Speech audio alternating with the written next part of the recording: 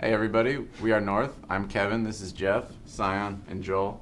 We're here at Spinnaker on the couch, and this first song is called Montauk.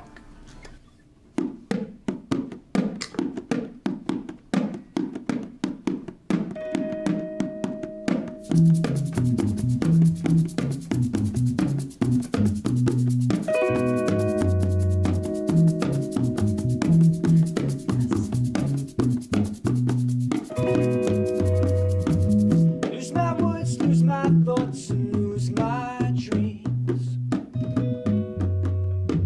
A million different pieces, a million different things that I can't keep together. I can't seem to see as they tumble down around me. You are the sound of the sea. You crash into me.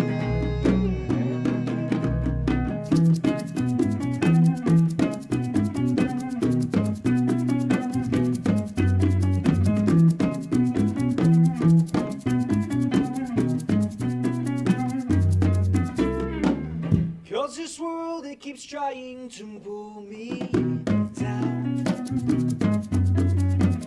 but my feet, they won't ever find the ground. 'Cause my body is made of sound, and that's all I am. In the whirlwind of wonder, oh, what can it be that I'm missing here? I disappear. You are the sound of the sea. You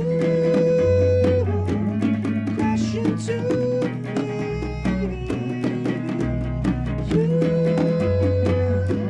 sound of the sea. You crash into me.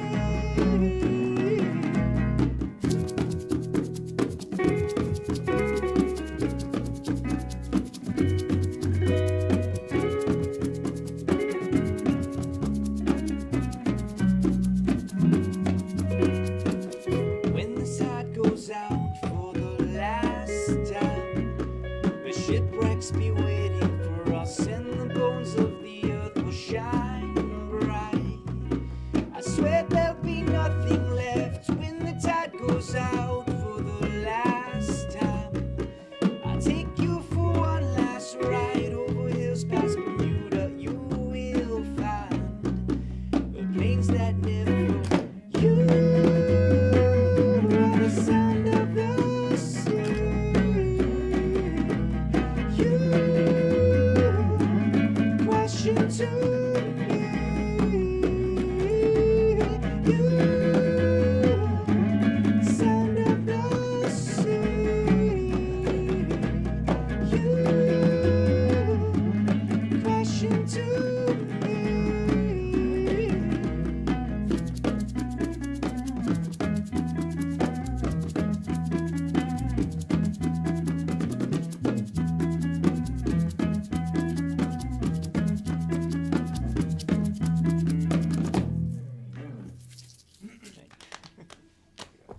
And see the beginning. Okay, so yeah, it was about 4 years ago. I just came back from an injury in soccer, and I was running an errand for my dad, my mom. I guess we're sending a dog to the groomers, and they're telling us it was like 2 hours to cut the dog's hair. I was like, really? And they're like, just go next door. There's a music store. Kill some time. And so I went there, and there was someone playing guitar in the background, kind of like lured me in, and hit it off with this guy. Yeah. First date. So 1, 2, 3. was it that afternoon? Yeah, That afternoon? yeah. We went back to his house, and It got steamy. it got pretty cray-cray. No, we were No, we just Can you started cut that playing out? a little bit. We wrote a song on this little recorder thing, which is gone now, unfortunately. But We just kind of started piecing together, oh, we want to be, a big rock star, this and that, because I was, 16 at the time, and, we had this whole false idea of what it would be. So we just kind of started piecing together all these different members, and eventually came across him at a band practice, and came across him because he went to a class with him here at UNF. What was the funny thing about Jeff was for a couple weeks, he would just show up. His dad was filling in at bass. His 40-plus-year-old dad was our bassist for a time being. And Jeff kind of showed up to a few of our practices, and I remember him just kind of in the corner. We had no idea he played drums. He was just in the corner, arms crossed, kind of counting, bobbing his head. I was like, what the hell's wrong with this kid? And one day our drummer didn't show up, and Jeff's like, you mind if I fill in? And we're like, fill in? And he was like, yeah, I play drums. So he kind of filled in, and he knew all the songs from, counting. So, well, my father is a singer. My dad's a singer. I grew up listening to him for, it was like my whole life. Never thought that I'd end up singing, really. My first passion was soccer. But I guess it came back, haunted me. My dad's really much into Frank Sinatra, Tony Bennett. I was about to say Tom Bennett Band. Frank Sinatra, Tony Bennett. He kind of ingrained those kind of origins. Very much into Buddy Holly. When I was 15, my grandfather made me an acoustic guitar, and I started playing in bars, and people taught me how to play guitar from there.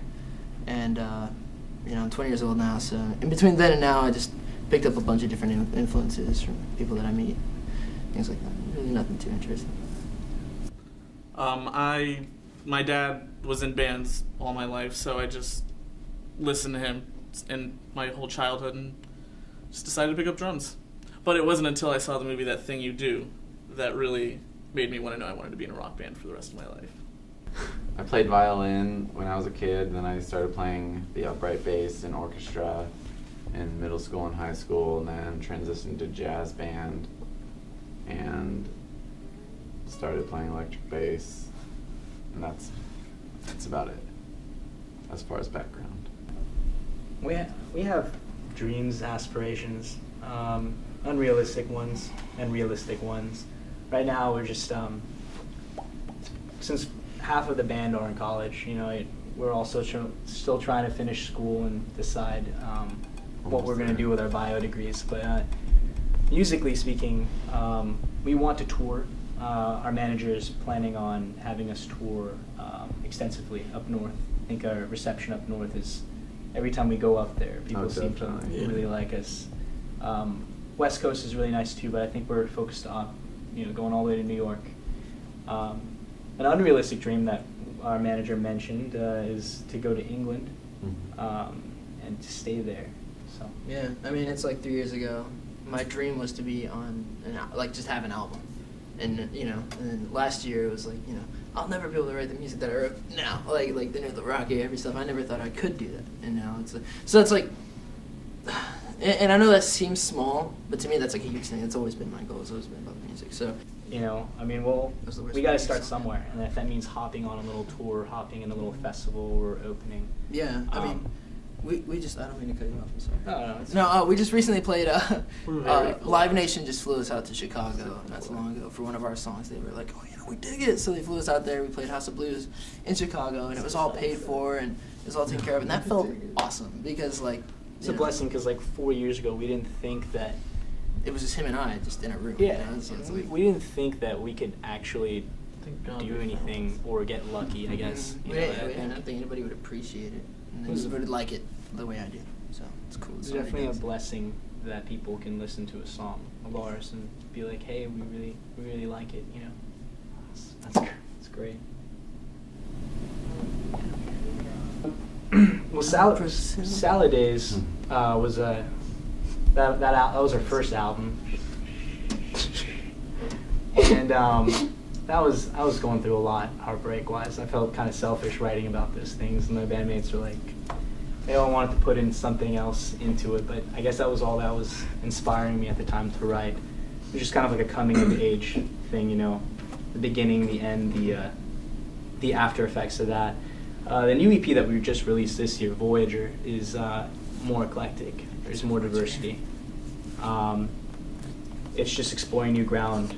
The topics in discussion are just transitioning, just getting used to each other. It's not easy. It's not easy being in a band. It's not easy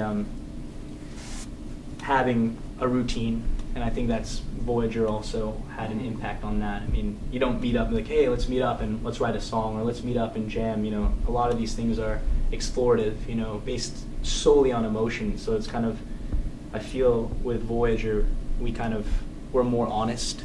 The recording was a lot more intimate, less structured in that standpoint, which is really cool. We're happy with it because we got to all put in.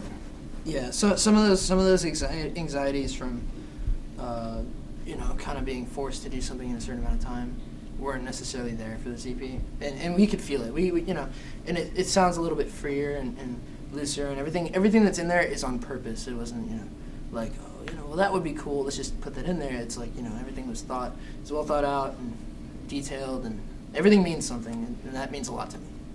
And the new music that we're writing right now is actually kind of like a renaissance on our sound. It's a direction we haven't gone to I don't think really ever really. It's innocent, but also it's more of a mature sound, I think, in my opinion. And it's scary too, because we haven't touched that area really. I like the way it looks over. Alright, hello, we're Northe. This song is a new song. This song is titled Dreams Eyes. I just need to like that, but that's all me.